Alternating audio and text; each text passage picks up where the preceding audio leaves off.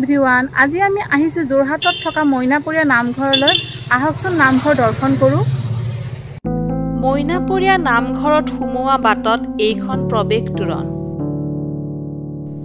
প্ৰথমে ধূপ চাকি লৈ লওঁ। ওচৰতে হাত ভৰি ধোৱাৰ সুব্যৱস্থা আছে। আহকচোন নামঘৰত প্ৰৱেশ কৰোঁ।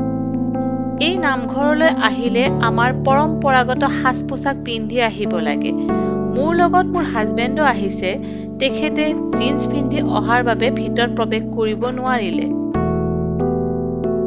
নামঘৰৰ বাওঁফালে চাকি বন্তি জ্বলোৱা স্থান আছে।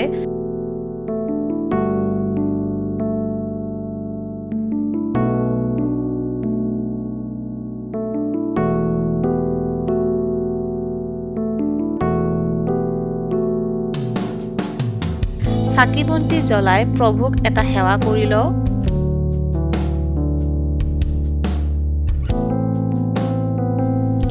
অসমৰ যোৰহাট চহৰৰ পৰা ৩৭ নং ৰাষ্ট্ৰীয় ঘাইপথেৰে শিৱসাগৰ অভিমুখে প্ৰায় 14 কিলোমিটাৰ গ'লে বাওঁফালে মইনাপৰীয়া গাঁৱলৈ যোৱা ৰাস্তা পোৱা যায়। সেই ৰাস্তাইদি 2 কিলোমিটাৰমান সোমালে মইনাপৰীয়া নামঘৰ পায়। এই নামঘৰ 17শ শতিকাত স্থাপন কৰা হৈছিল।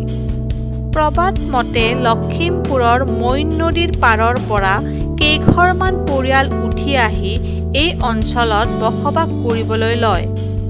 স্থানীয় ৰাইজে তেখেতসকলক মইনপৰীয়া বুলি সম্বোধন কৰিছিল। তেখেতসকলে নাম কীৰ্তন কৰিবলৈ এই নামঘৰ প্ৰতিষ্ঠা কৰিছিল। কালক্ৰমে এই অঞ্চলখন মইনাপৰীয়া গাঁও বুলি জনাজাত হ'ল আৰু নামঘৰটি মইনাপৰীয়া নামঘৰ বুলি বিখ্যাত হৈ পৰিল। মইনাপৰীয়া নামঘৰৰ প্ৰধান বিশেষত্ব হৈছে ভগৱান বিষ্ণুৰ নৰসিংহ অৱতাৰৰ মূৰ্তি। ভক্তপৰায়ণ ৰাইজৰ বিশ্বাস যে এই নামঘৰত আহি সেৱা জনালে মনৰ সকলো মনোকামনা পূৰ্ণ হয়। আৰু মানে মানুহে কোৱা শুনিছোঁ যে ইয়াত আহিলে মানে মনত যে আশা কৰি অহা যায়, সেইটো ৰাইজে যি মনত ভাবি ইয়াত সেৱা লয়হি তেওঁলোকৰ মনোকামনা পূৰ্ণ কৰিছে তেখেতে। আৰু যি বিচাৰিছে তাকে পাইছেও। আৰু তেওঁ ভাৱ ভক্তিয়ে যদি তেখেতক পূজা কৰা তেখেতৰ ওচৰত শৰণাপন্ন হৈ তেওঁলোকৰ মনোবাঞ্ছা পূৰ্ণ হয়। ঠিক আছে। নামঘৰত নিৰ্দিষ্ট দিনত নাম প্ৰসংগ হয়। এই ফলকখনত সেই বিষয়ে লিখা আছে। আমি নামঘৰীয়াৰ পৰাও কথাখিনি জানি লৈছোঁ। ইয়াত নাম কীৰ্তন কোনদিনা হয়? আমাৰ দেওবাৰ আৰু বৃহস্পতিবাৰ কণ্টিনিউ আমাৰ খোলা থাকে। তাৰ মাজতে একাদশী, পূৰ্ণিমা 15 দিন, সংক্ৰান্তি এইকেইটা বাৰত আমাৰ পাঠ হয়। প্ৰাৰ্থনা হয়। আচ্ছা। আৰু এনেই ভাদ মাহটো মাহ যোৱাৰ নাম হয়। গোটেই মাহটো চলে। ভাদ মাহ চলে। তিনি প্ৰসংগ হয়।